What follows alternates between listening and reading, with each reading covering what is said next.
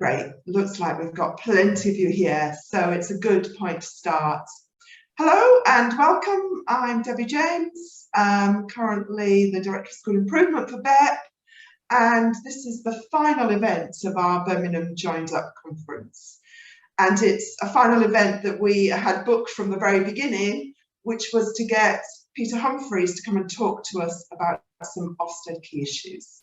So if you haven't yet had a chance to see or listen to Peter, he is our senior HMI with the responsibility for Birmingham, and he has worked very closely with us over the last few years, both delivering training, supporting, having individual conversations about schools. And we asked Peter today, he's got quite a long set of things to do, because we had picked up those questions and queries from you at the start of the year about, first of all, why and when are people getting selected for inspection? What is all this delay we've heard about? So Peter will talk a bit about that. We're finding from our early inspections that inspection of the curriculum is a really key issue. And so we just thought it was worth revisiting what those deep dives are about and why Ofsted are looking at the curriculum in the depth it is. There've also been some questions about reading, and that's reading both in the early years and on past the early years, and how reading is being looked at by Ofsted. Assessments also coming up in our early inspections is one of the issues, where schools maybe haven't yet adapted their assessment frameworks to link in with their new curriculum frameworks. And so Peter will talk about that. And lastly, a number of you have asked about, well, what exceptions is Ofsted making? How are they taking into account the year and a half we've all been through? And so some of those elements about COVID. And Peter is going to go through all of those for us this afternoon. Many of you might have more questions or thoughts. Please use the chat, and we've got some time at the end. We will certainly build some of those in, and I know Peter will be happy to take individual emails as well if it's a specific question about your own circumstances. So no more from me. Thank you very much for coming along, Peter, and I'm going to hand over to you. Thank you very much, Debbie. I think you've covered every slide on the presentation, so hopefully colleagues will have a good understanding of what I'm about to cover. And just to thank you for sending those questions, because what I've done is I've used your questions to shape the presentation. I hope it's useful to school colleagues. I think I may have met some of you before at a BEP conference just before the summer holidays. So just to add a little bit of detail, so my name is Peter Humphries, Senior HMI in the West Midlands, Birmingham born and bred, so really pleased to be linking with Birmingham. I attended Trescott Junior School many years ago, which is now Merrittsbrook Academy, and then went on to Bourneville School, and obviously being born in Birmingham, absolutely a Birmingham City fan, nothing to do with Claret and Blue. I've been a teacher and a middle and senior leader and a head teacher before I joined Ofsted. And can I just say, and I did say it before, but can I say again, a huge thank you to all of you for that you've done during the pandemic to make sure that children, young people are safe, well, and learning. That is very much appreciated. And I don't think we get enough opportunities to thank you for all the work that you've done and carry on doing. Just to stress that the slides will be available as PDF after the presentation. And just to stress again, Debbie forwarded some questions, and I've used those to structure this presentation. But please, through the chat or at the end or via email, you can see that you've got my email address there.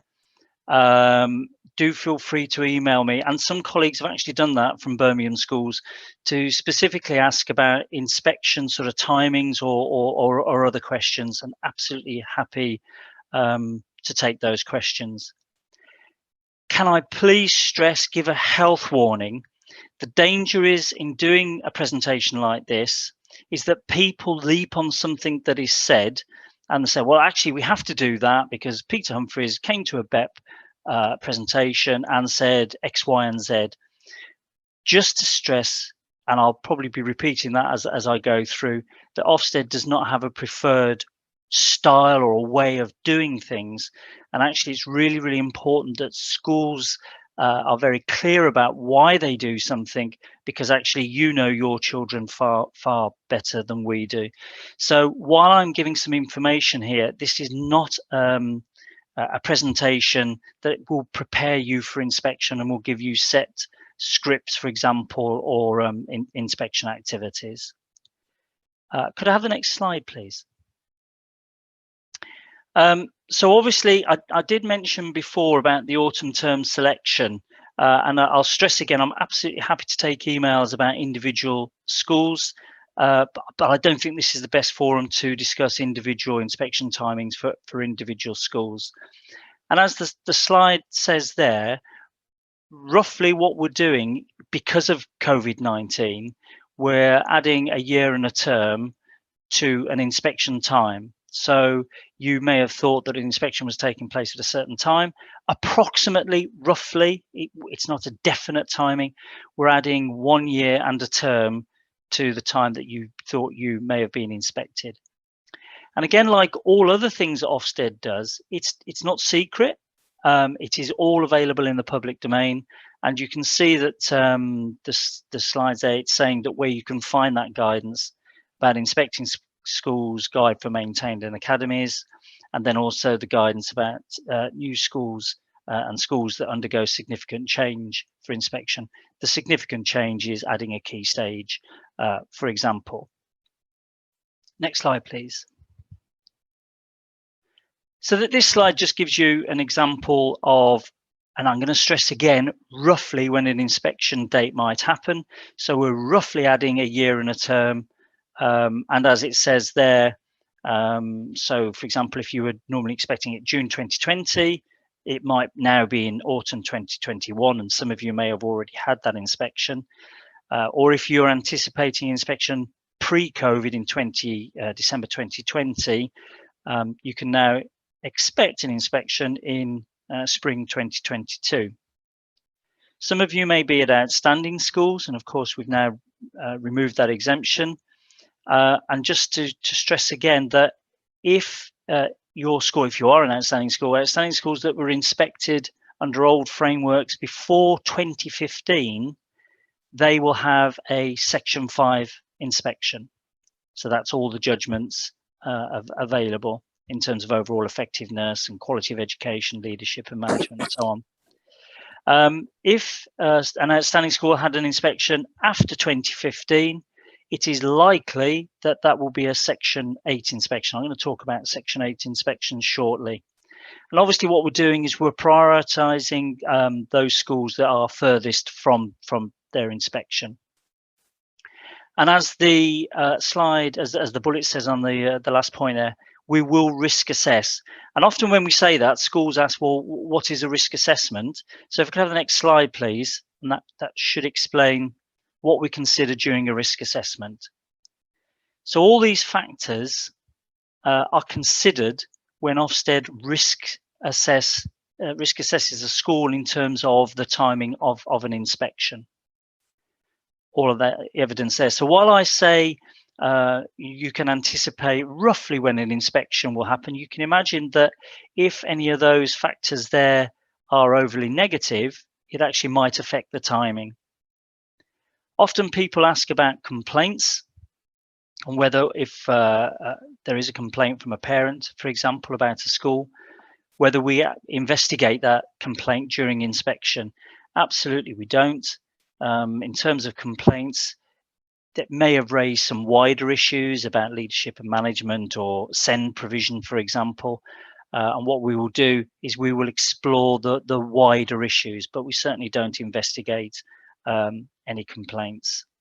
And again, if you have any questions about that, more than willing to take those either at the end or via email. Next slide, please.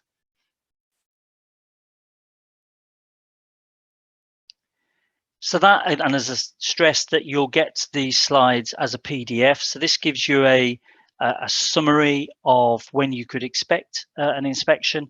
And obviously what we're doing is we're adding a year and a term to those times.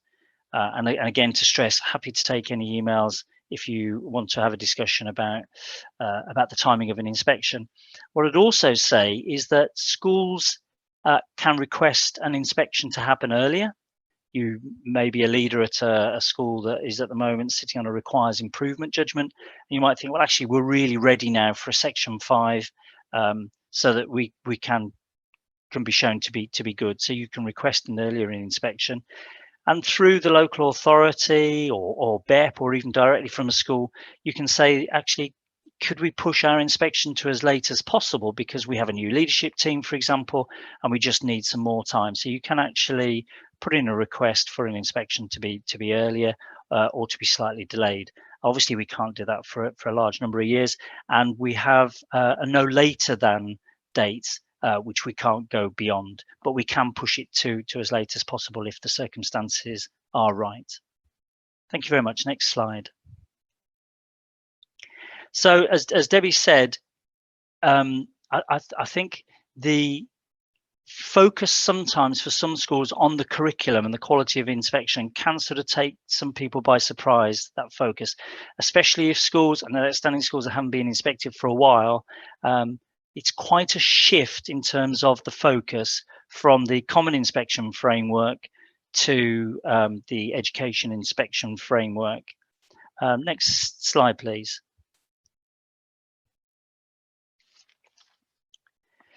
So these, again, as I said earlier, our documents are available in the public domain. I've included keeping children safe in education there because obviously it's vital for safeguarding, and safeguarding is a golden thread, and aspects of the curriculum may inform an evaluation of the school's safeguarding arrangements. There are also the 2 handbooks, which you can get either at the links there, or if you Google Ofsted Section 5 handbook and Ofsted Section 8 handbooks, you'll be taken to the gov.uk websites. So those handbooks, they detail the inspection practice and procedures and the success criteria in terms of the inspection judgments. So they're not hidden. They're absolutely in the public domain. And I know I would say that, but they're well worth a read, because actually then you'll understand why inspectors are doing what they're doing, or the questions that they're asking. Some people sort of say, okay, if we're having a Section 8 inspection, what is the difference to a Section 5 inspection? So a Section 5 is the one where you would get the judgments in terms of overall effectiveness, quality of education, behaviour and attitudes, personal development, leadership and management, and obviously all early years if you have early years, or post-16 if you have a sixth form. But the Section 8 inspection is slightly different, and that would be a Section 8 inspection of an existing good or outstanding school. And there the focus will, like Section 5, will be on the quality of education. So that will be very, very similar. Also, safeguarding will be the same as a Section 5 inspection. So they will be the same. And then we also have spotlight questions, or a spotlight focus on behaviour. A gaming or off-rolling, obviously that's primarily for secondary schools, pupils' wider development, and workload for staff. There will be no change to judgments during a Section 8 inspection. In those inspections, so Section 8 inspections of a good or outstanding schools, there are 4 possible outcomes.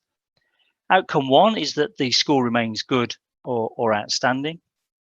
Outcome 2, actually the school remains good, but we think that it might be improving. And if that is the case, then the next inspection will be a Section 5 inspection. Outcome 3 is good declining. So we think that the school is good, but there may be evidence that the school is declining, in which case, again, there'll be a Section 5 inspection. The next inspection will be Section 5. And outcome 4 is if we have serious concerns, or there is a 2 grade drop. So, for example, at an outstanding school, and we think that the judgment might be requires improvement. And those inspections will be deemed, what we call deemed. And the Section 5 inspection is usually, can I use the phrase usually, it's not always the case, will be a Section 5 inspection within 48 hours. So those are the documents. I really recommend looking at those. And something else also that is really well worth a read, and I strongly recommend it. Next slide, please. And some of you may have already picked up these. And again, I've included the link where you can see these are the curriculum research documents. And they are, as it says on the slide, they are research reviews. And I think it's important to stress that this is what Ofsted are looking for within a curriculum within individual subjects. What Ofsted has done, it now has a research and evaluation team, and they have carried out thorough research and reviews of the research to show what makes an effective curriculum in, for example, history or RE and maths. And during lockdowns, Her Majesty's inspectors actually did a lot of the training on these reviews and about how a curriculum is structured. And at the moment on that website there are curriculum reviews for history, RE, mathematics, music, geography, languages, and science. And they're well worth a read. And I think, again, signposting curriculum leaders as well to those, the research reviews, because they are quite clear about how a curriculum should be structured and what makes for the best implementation of the curriculum. So strongly recommend looking at those reviews. Thank you very much. Next slide.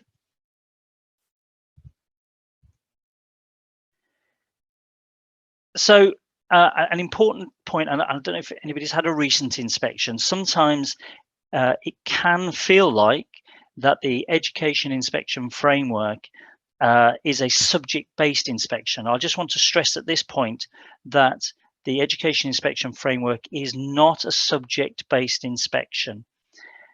Deep dives are used to explore what is systemic in the school's curriculum and in the quality of education.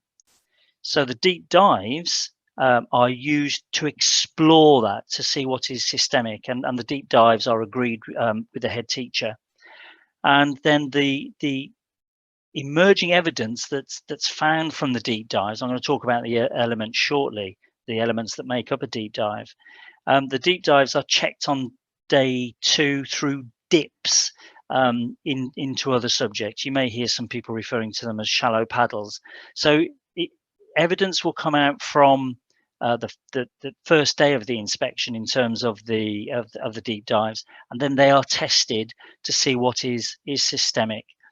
But there is no judgment about, for example, the maths curriculum or the history curriculum. The deep dives are used to find what is systemic within the school. Next slide, please. So in terms of evaluating the quality of education, it starts with the top level view, and there'll be a little bit more information about that shortly, but that is the call after the inspection has been announced by the inspection support administrator.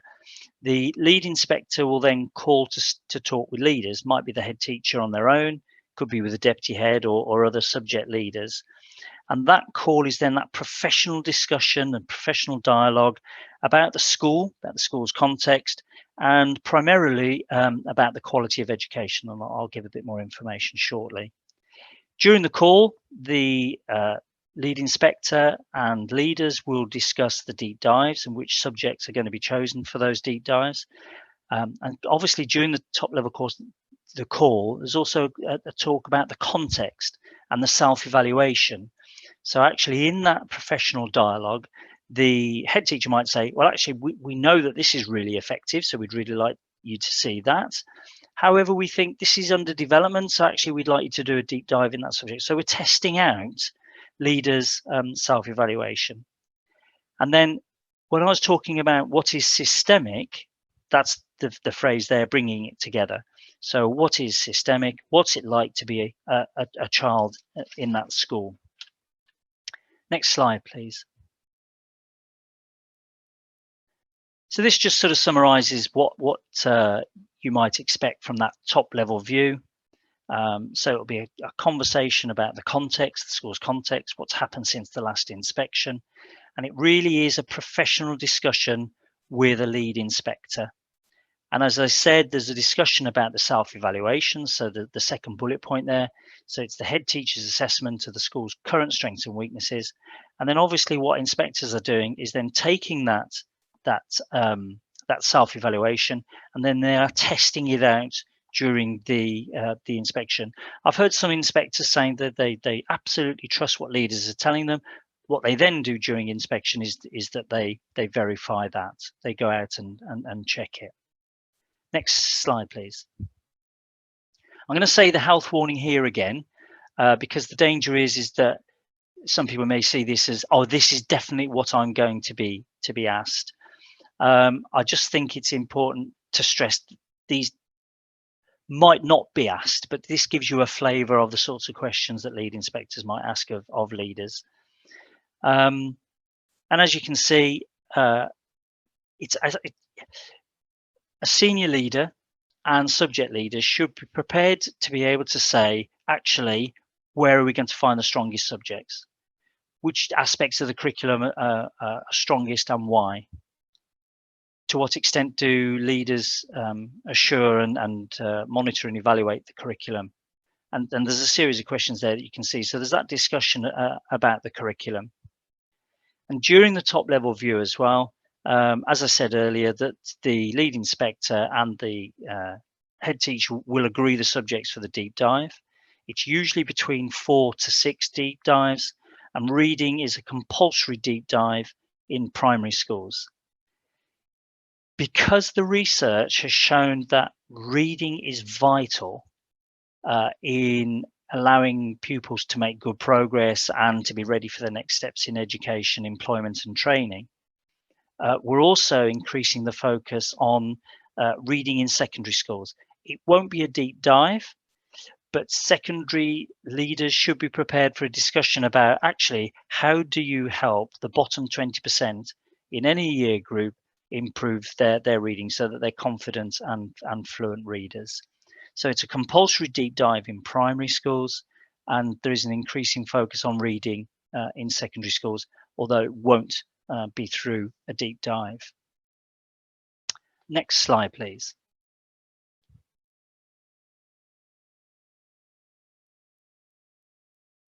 This is when you wished you'd check the animations so that it doesn't slowly arrive.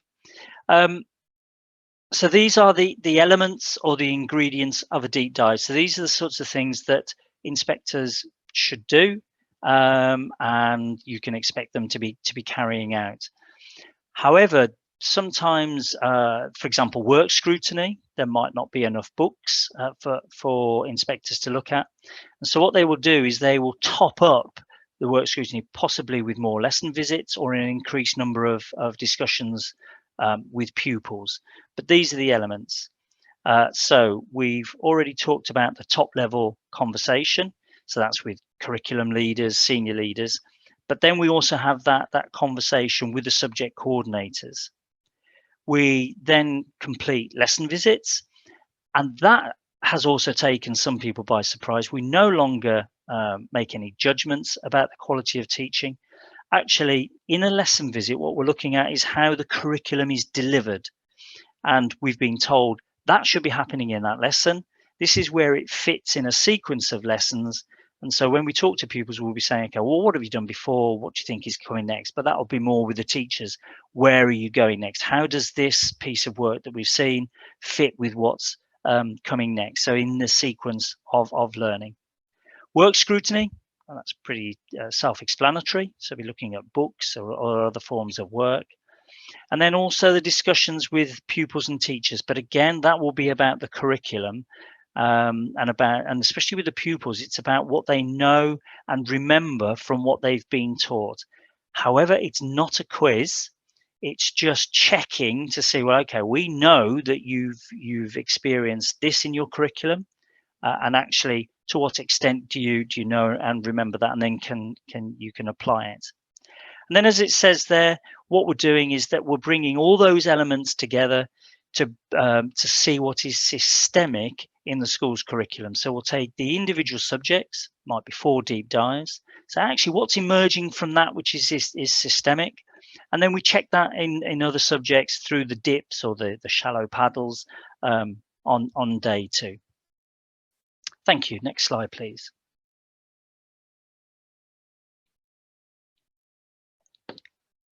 And as it says there, what we're doing is we're bringing all that evidence together to arrive at a judgment for the quality of education. And I'm sure that you know that actually when we're looking at the curriculum, we're looking at that curriculum intent. So part of that is during the top level conversation and the conversation with curriculum leaders or coordinators. In terms of the implementation, that's through the lesson visits, talking to pupils and to teachers. And the impact, which I'll mention later, is that our measure of progress now, Ofsted's measure of progress, is to what extent do pupils know, remember, and can do more as a result of the curriculum that they've experienced. Next slide, please. Now, Debbie asked me quite rightly, from our inspections, pre-COVID plus those that we've completed after COVID, actually, what are we finding are the strengths? What's emerging as the strengths of an effective curriculum? And I've kept the weaknesses smaller deliberately, because obviously what we want to do is to concentrate on the strengths. Really clear that the curriculum should be accessible to all, including children and young people who have SEND. There should be that real ambition that children with SEND can access the same curriculum as everybody else. They may experience a different delivery, for example, resources, which allows them to access the curriculum, but the curriculum shouldn't be narrowed for children with, as I say, with SEND or children looked after or whatever. So all pupils should have access to that ambitious curriculum that gives them a wide range of knowledge and experiences, and that it is ambitious for all. As it's saying on the slide, should be well sequenced so that actually pupils can build on what they've learned before. Really important that what they've done before prepares them for what is to come, and so on through the curriculum. And that starts from early years all the way through to year 6, and then obviously from year 7 to post 16. So obviously what we're seeing is an increasing number of secondary schools are working quite closely with primary schools to really explore what has happened in year 6, so that actually the children can hit the ground running in year 7. Obviously, the curriculum includes aspects of personal development. So it's thinking about PSHE, RSHE, the careers, education, information, advice and guidance, and how that's built in. So that's part of that experience, or the experiences for the young people. And then in terms of curriculum implementation, it's well delivered through appropriate strategies. Health warning again, we don't have any preferred methodology in terms of that, but obviously that will have been a discussion with curriculum leaders and staff. This is what we want the children and young people to learn. Actually, how are we going to deliver that most effectively so they do learn what we want them to, what we intend for them to learn? And as I said earlier, our measure of progress, Ofsted's measure of progress, is that the young people know and remember more from what they've been taught, and that also, especially in primary, that they are reading fluently and confidently, but also obviously in secondary, that's really important as well. And that children are prepared for their next steps, whether that's the next year, the next key stage, or moving on to education and employment.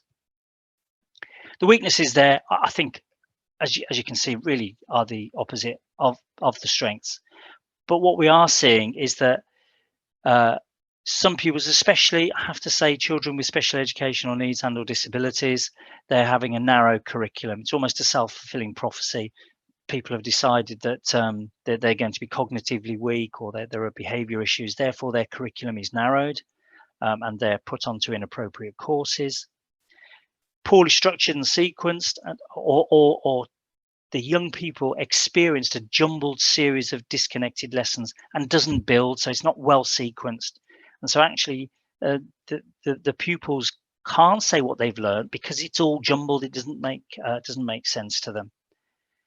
And then, as that last bullet says, in terms of the weaknesses, is that they cannot they just cannot read, write or communicate or apply maths well, fluently or confidently. Just to say that those weaknesses you'll see in the inadequate judgments for the quality of education, because again, the research has informed the inspection judgments. So the good criteria is based solidly on the research, which says what needs to be in place for children to experience a really effective curriculum and quality of education. And so obviously, conversely, what are the factors that are leading to children not learning well? And those are included in the inadequate judgments. And so those support what I'm saying about the weaknesses. Thank you very much. Next slide, please. Okay, so I mean, hopefully I've sort of stressed that we are focusing on reading, and the reason that we are focusing on reading. Next slide, please. Obviously a nice quote there from Michael Morpurgo. And the reason that we have that focus on reading is, again, because the education inspection framework is the most researched framework that Ofsted has implemented. The research has shown that the pupil's ability to read confidently and fluently and to have a wide vocabulary as well actually allows them to do well, allows them to access the curriculum and to do well in later life. Next slide, please.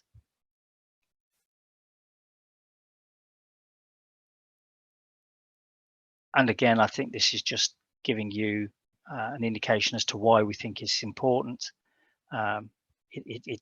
Good reading allows children to succeed, and that's why we have that focus on that. And then it is that central plank, and it is about that social justice. And then it's about the things that we'll be looking at is mastering the phonic code as quickly as possible, how staff read to young children, and as I said earlier, about building young people's vocabulary and their knowledge of language so that they can access more difficult and more challenging tasks. Next slide, please. Can move on from that one because I'm going to talk now about the inspection of reading.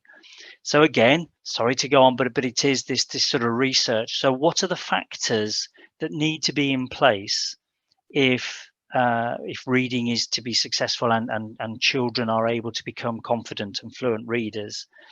And these are the things that inspectors will then be looking for. And as it says on the slide, so the head teacher and other leaders are prioritising reading. There's a real emphasis on that staff are fostering that love of reading. And again, this isn't just for primary, but you can see that we could apply that to secondary and the emphasis that we put on that. So there's that love of reading, wider texts, different range of texts, well-stocked library and so on. More for primary is point 3. So that's the phonics programme and how that supports pupils' progress. And obviously you will have seen that the DFE now have that recommended list for phonics programs. Built within that is point 4, so that the reading books that schools are investing in, that they match the sounds that children know. So the decodable books fit with what the children are learning at a given point. So actually it supports children's learning, and again isn't disconnected from what they're learning. Starting reading early, very early from the start of reception, and obviously as soon as possible, as soon as the children cross the threshold, they should be taught phonics. Through monitoring, evaluation and review, those pupils who are falling behind are quickly identified and then quickly supported to catch up. And that might be through lessons or that might be through withdrawal, but as long as that doesn't affect obviously their access to other aspects of the curriculum. And that last point is that staff who are teaching phonics programs, actually, are they experts in early reading? Are they accessing and completing training so that allows them to deliver the phonics program confidently and effectively? And that obviously might not just be teachers, it actually might be teaching assistants as well. So those are the factors, and those are the sorts of things that inspectors will be looking at. So obviously at the top level, conversation, that first telephone call with the lead inspector, and then the subject lead for reading should expect some questions around those areas, the questions there from 1 to 7. Next slide, please. This just sort of indicates that the obviously some of the pre-inspection preparation that inspectors will be looking at. Published data, I'm going to mention that later on. And they'll obviously be looking at websites. They'll have looked at the website to see about the reading and the phonics scheme that's being used and any improvement plans for reading. So those are sort of some of the things that the inspector will have done as part of their pre-inspection preparation. Next slide, thanks.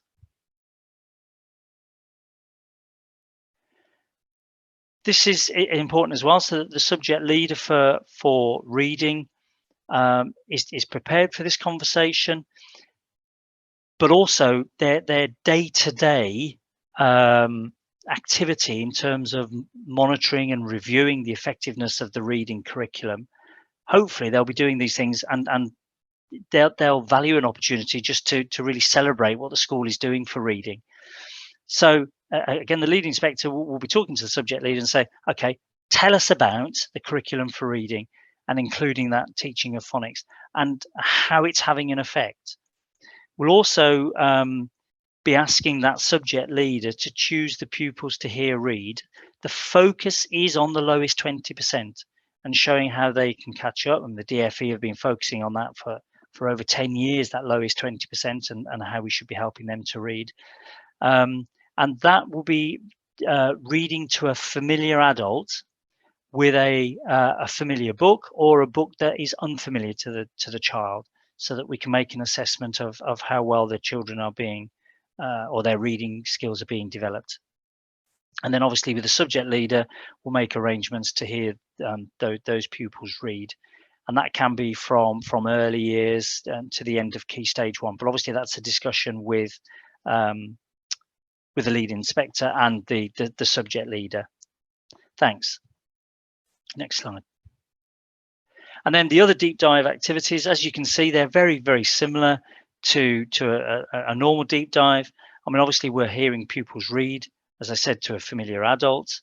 And then also where we might be directed is the support they receive to help them catch up. And that's especially important, I think, because of COVID, where schools have recognised that there has been or there are gaps in terms of pupils' reading skills because of COVID. So we're interested to know how schools are helping children to catch up. Obviously, lesson visits where phonics may be delivered. We're talking to pupils and talking to staff. And you can see that what we're doing is triangulating in those discussions about what pupils experience in terms of the curriculum, and also how staff are perhaps trained and prepared to deliver the phonics programme. Thanks very much. Next slide. Okay, I can move on from that one. And I think, if I'm honest, I think Ofsted got its inspection framework wrong before. And I noticed this is being recorded, so I'm sure that will come back as a quote, because we were too focused on data. And I think that the knock-on effect was that schools then focused on data, and that it increased and it led to increased workload for staff in terms of having to produce the data, which then we looked at and we spent a lot of time exploring. And again, the research showed that actually what we needed to focus on, as opposed to reams and reams of data with the best maths teacher who was then pulled out of maths lessons to prepare this data, is what we needed to focus on: the substance of education. What we needed to focus on was that well-structured, well-organized, well-delivered curriculum and the difference it made to children and young people's knowledge and understanding. So that's why we've also changed our definition and our measure of progress, because we're using the curriculum as that progression model. So that's why we've moved away. Next slide, please. And I hope this message has got through that we will not look at academic data that is provided by the school. That is not to say we're saying schools shouldn't hold that data, because schools and subject coordinators find that very useful. It's just that Ofsted inspectors won't be looking, and the reason for that is because it's not being validated, and there are so many different ways of measuring that progress or attainment. So we will not look at schools' data. Please don't be offended if the inspector says, no, I can't look at that, I'm not going to look at it. What they might ask is actually, okay, I can see that you've got that data. What does it tell you? And has that informed the self-evaluation? And are you directing us to the right subject where you're saying, actually, this curriculum in this subject is delivered very well, or actually we recognize that that's an area for development in that subject? So the question might be, okay, well, that's the data. What does it tell you? It's a bit misleading there, because it says we won't look at a school's internal data, but that's progress and attainment data. What we will look at and consider is attendance and behaviour information. So we will look at that and how schools are collecting that information in terms of attendance and behaviour, and then how well that's evaluated or reviewed in terms of identifying trends and patterns in absence or behaviour. To stress there that we're not using the 2020 or the 2021 teacher assessed grades. We won't be using those to assess the curriculum impact. And to stress again that deep dive methodology helps us to gather the evidence so that we can talk about progress in terms of to what extent do pupils know, remember, and are able to do more from what they've been taught. Next slide, please. So I just mentioned, so the whole focus in terms of quality of education and the use of assessment is that we're looking as the curriculum as the progression model. So how does the knowledge and understanding build from early years into Key Stage 1 and Key Stage 2? So how does that develop? And therefore, how well does that allow the children and the young people to know more of what they've been taught, so they can actually remember what they've been taught, and then they can relate it to different subjects. So they have that what we're referring to as schema, so they can see that actually I can see how there are different empires. I can see how work I've done in maths relates to science, so that they remember what they've been taught, so they can then apply it in different contexts. But what we're checking then is that curriculum, how it's sequenced, how it's organized, how it allows that progression. And then in our conversations with pupils and looking at the books, we're checking out actually to what extent do pupils remember and know more about what they've actually been taught of the curriculum. Next slide, please. And then in terms of assessment, so the question that inspectors will be asking and will be considering, and it's worth schools thinking about this as well. So it's to what extent do staff use formative and summative assessment? I'm in danger of reading the slide here. So how are the staff using that assessment to say, well, I wanted the children to learn this. Have they? So that may be during part of a lesson, maybe at the end of a lesson, maybe at the end of a sequence of lessons. This is what I wanted them to know. Actually, do they know that? And that sort of assessment for learning quickly identifies, well, actually, they remember really well that we dressed up in Victorian costume, but actually I wanted them to understand empire, for example, or what the Victorians have done for Britain. But actually, they don't remember any of that. What they remember is the dressing up. So it's the extent to which staff are confident that the pupils have learned what they wanted them to learn. And that is our check on assessment. So it's moved away from the use of internal data, that summative use of a data, to more formative assessment, and how it allows staff to check what the pupils have actually learned, what the teachers wanted them to learn. Thanks.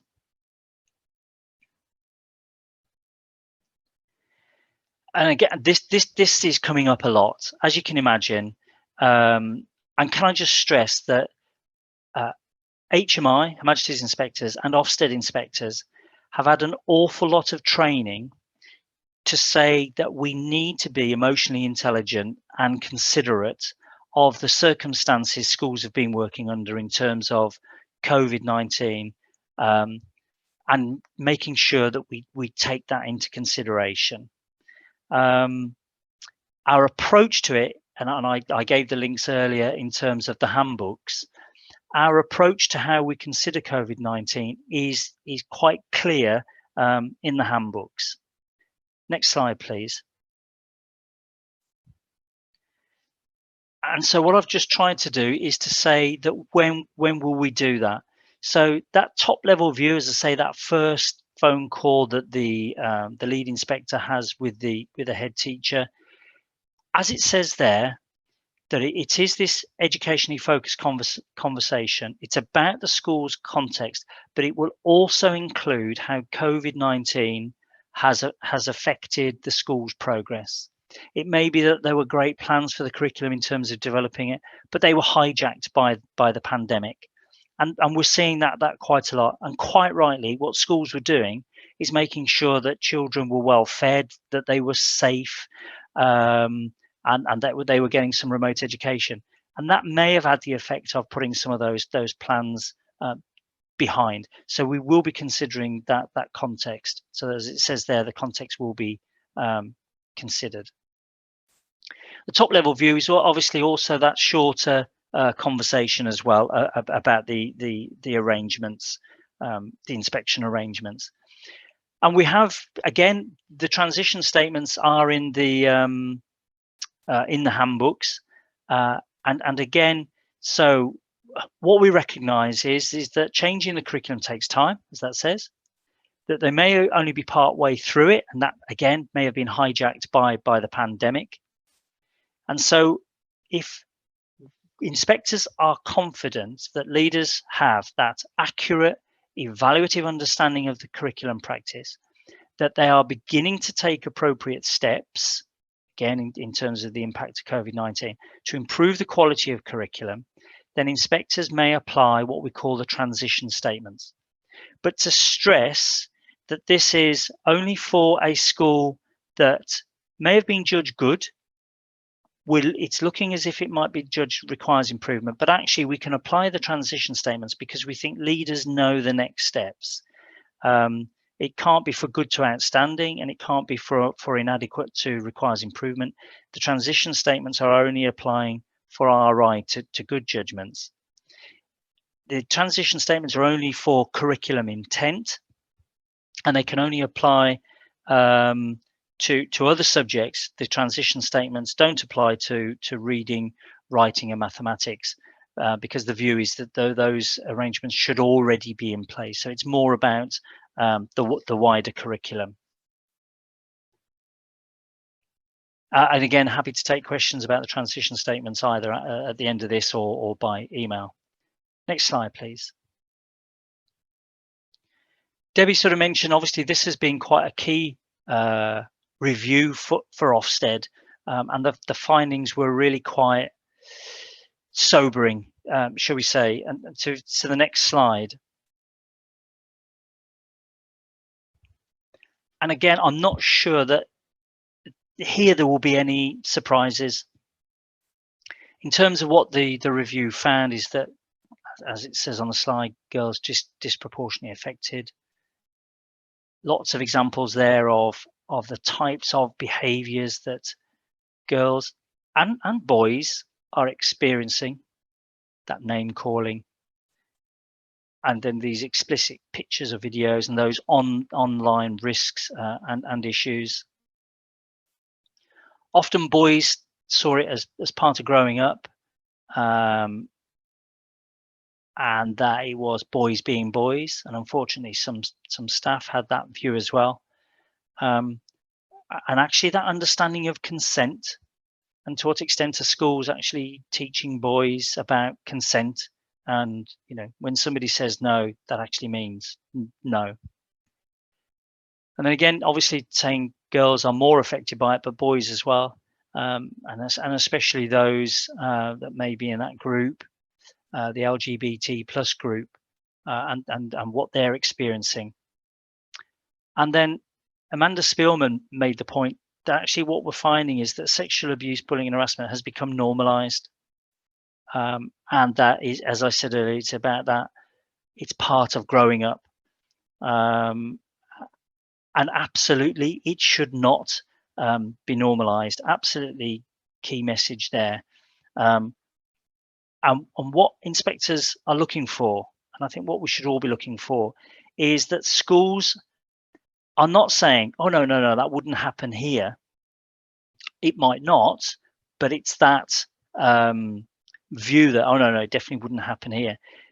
And rather turning it slightly and saying, well, it could happen here, and this is what we're doing to address the issues. This is what we're doing with the boys in terms of consent. We're making sure that girls have access to a trusted adult, and that actually when we talk to girls about the issues, we're doing that with female teachers, because we find that girls are more likely to reveal issues and to talk about issues, actually, if that's done with a female teacher. Not always, but we're finding that that is the case. And so that schools are really considering, actually, if it did happen here, what are the things that we can do? For example, some schools are asking the pupils, with a school map, actually, where am I likely to find issues? For example, is it on the stairs where boys are at the bottom of the stairs taking photos, or just looking up the stairs, trying to look up girls' skirts? Is it in toilets? Or is it so actually schools are being proactive in addressing the potential issues. Next slide, please.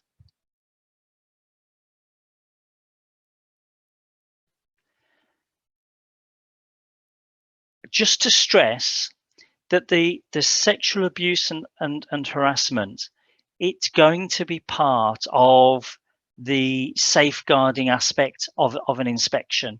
So this slide sort of captures obviously all the aspects that go into that.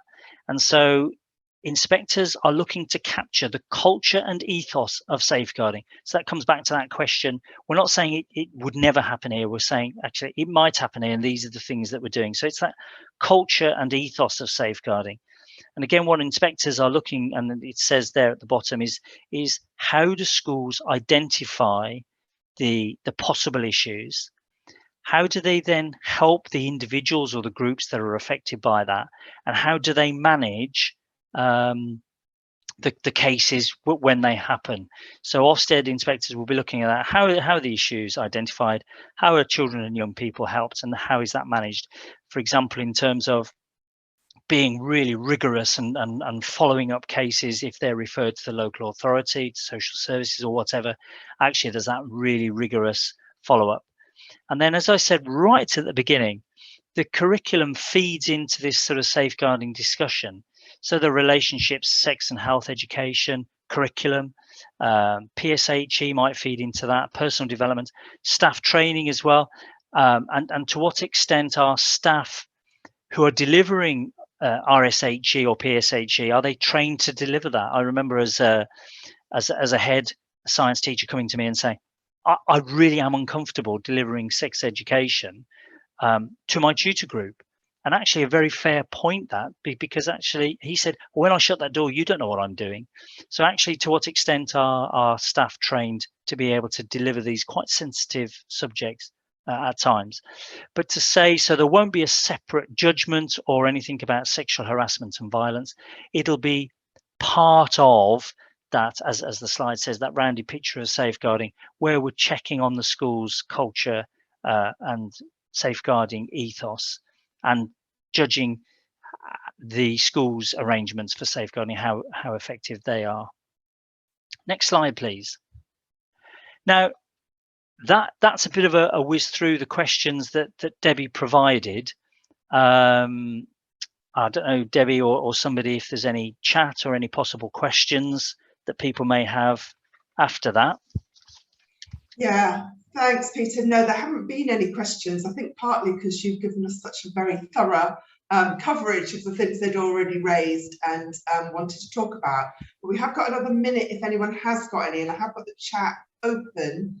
So has anyone got a last question or anything they'd like to ask Peter at this point? That was a lot of stuff you covered, Peter. That was really useful.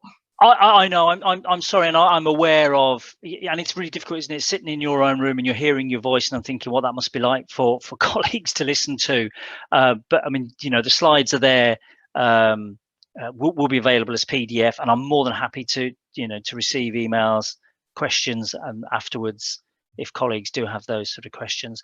But I'm just aware that I wanted to try and give as much information and to allay some fears sometimes about how a curriculum is going to be inspected and evaluated, and about the sexual abuse review as well, because I know some hairs have been running about that, and that would be just a sole focus of safeguarding. I wanted the opportunity to stress that it'll be part of the safeguarding inspection activities.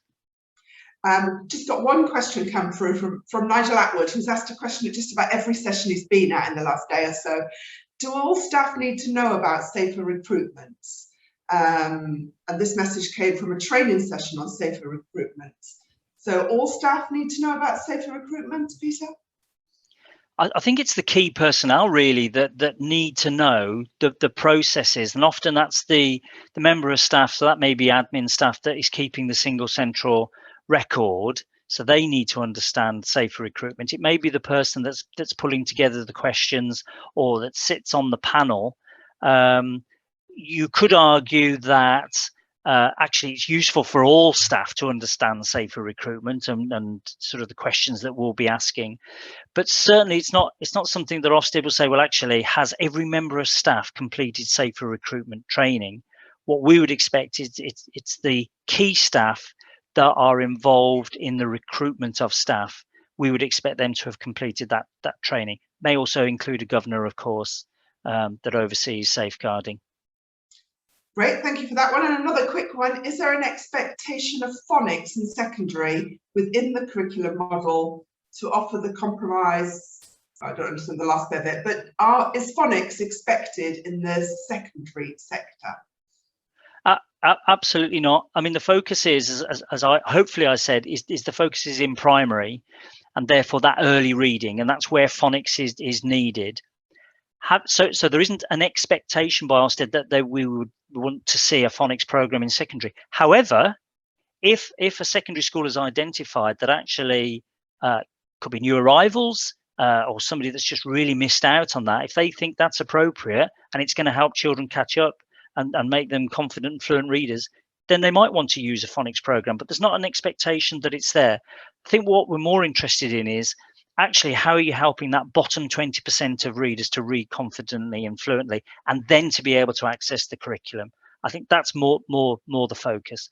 Clearly, primary schools, it has been shown that phonics programs helps children read more confidently. So yes, in primary, not in secondary. Questions have just come flooding in. Got two more that I'm going to take, and then we will let you finish and go and have your cup of tea. But Debbie, just sorry to interrupt. If you want to collate those and then send them, in if they're sort of common themes, and then I can send you a response. Great. But the last two, if you could just have a quick answer to these. Will internal lesson observation data be reviewed? Is one, and the second, if phonics is offered to the bottom 20%. Can adjustments to the curriculum model be made? So that would be, I guess, focused in secondary. If they're offering a phonics program, would you accept that they may not teach the full curriculum? So two good questions there, Peter, for you to finish up. Internal lesson observation data is very similar to other forms of data. Actually, the question would be put back, what does it tell you?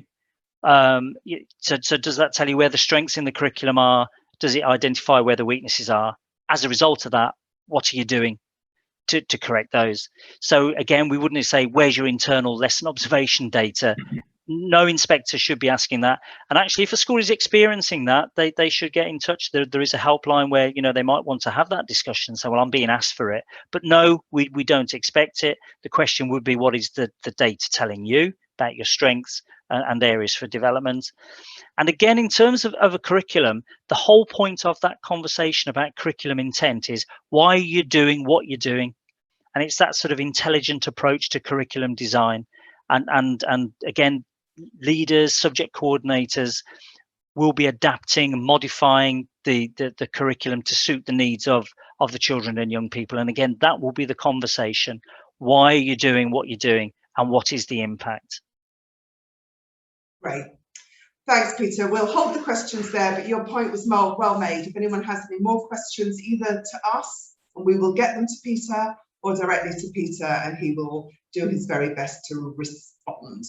I'm going to hand over to Tim Boyes now, just to finish thank yous to Peter and to wrap up our brief conference. Absolutely. Well, Peter Humphries, thank you ever so much. It is really, really impressive to have such a comprehensive overview and helpful. One of the sad bits about my job is the regularity with which I speak to heads and chairs of governors, who, if only they'd known some of that a little bit earlier, wouldn't necessarily experience some of the pain or disappointment they fail when they experience when they've missed something quite important that actually was there in the public domain and was there in Ofsted information. So hugely grateful for that overview, and knowing that inspection notifications are fair flooding in right now, important that so many Birmingham school leaders are up to speed. I just want to thank Peter for his work, and to thank all of those who've made the conference a success at such short notice. We've had over 500 Birmingham leaders engage. We've had over 200 schools sign up. And what that means for me is glass half full, absolutely fantastic. And thank you for all those who've made it a success. Glass half empty, there's lots of people who haven't heard. So do please pass the message out that all of the conference information is going to be freely available to everybody via our website, and links and full availability will be sent out by Thursday. So in a couple of days' time, everything will be organised and on the website, including Peter's slides. And we are really keen that you go on passing the word around, because particularly this last session, but an awful lot of what's happened in the last couple of days really is important and useful for folk out there. So thank you for being here, and thank you all those who've made conference work, and we hope you have a good rest of the evening. Bye-bye. Thank you. Bye. Bye-bye.